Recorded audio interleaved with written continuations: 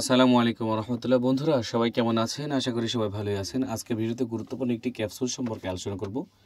আপনারা স্ক্রিনে দেখতে পাচ্ছেন ক্যাপসুলটির নাম হলো কাইরোলিন। এটি উৎপাদন এবং বাজারজাত করে থাকে ইনসেপ্টা ফার্মাসিউটিক্যাল লিমিটেড। পুরো 10টি ক্যাপসুলের সর্বোচ্চ খুচরা মূল্য 850 টাকা। সে অনুযায়ী প্রতিটি ক্যাপসুলের দাম পড়তেছে 85 টাকা করে। বাংলাদেশের যে কোনো ফার্মেসিতে পেয়ে যাবেন ইনশাআল্লাহ। তো মূলত এই কাইরোলিন হলো ডিকাইরো ইনোসিটল ইউএসপি 500 মিলিগ্রাম প্রতিটি ক্যাপসুলে রয়েছে। মূলত আমরা এই কাইরোলিন কেন ব্যবহার করব?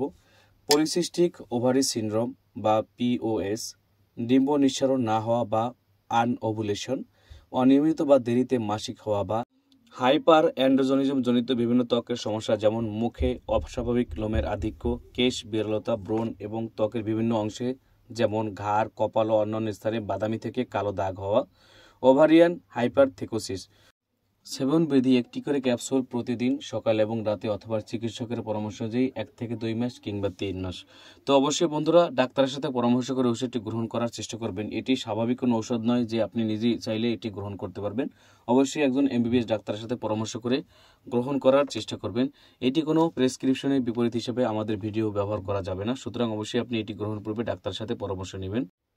প্রতি নির্দেশনা: যে সকল রোগীদের ডিকাইরো ইনোসিটলের প্রতি সংবেদনশীলতা রয়েছে তারা এটি গ্রহণ করবেন না।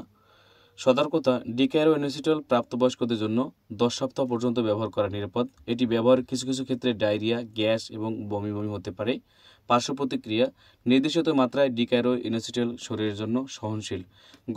গর্ভাবস্থায় স্তন্যদানকালে এটি সংঘটিত বিভিন্ন বৈজ্ঞানিক গবেষণায় কোনো পার্শ্ব প্রতিক্রিয়া দেখা যায়নি। গর্ভাবস্থা এবং স্তন্যদানকালে গ্রহণের ক্ষেত্রে অবশ্যই ডাক্তারের সাথে পরামর্শ করে গ্রহণ করার চেষ্টা করবেন। তো বন্ধুরা আজকে ছিল এই পর্যন্তই। যদি ভিডিওটি ভালো লাগে থাকে অবশ্যই লাইক কমেন্ট শেয়ার করতে ভুলবেন না। সবাই ভালো থাকবেন, সুস্থ থাকবেন। আসছি নতুন কোনো ভিডিওতে। খুদা হাফেজ। আসসালামু আলাইকুম রহমতুল্লাহি ওয়া বারাকাতুহু।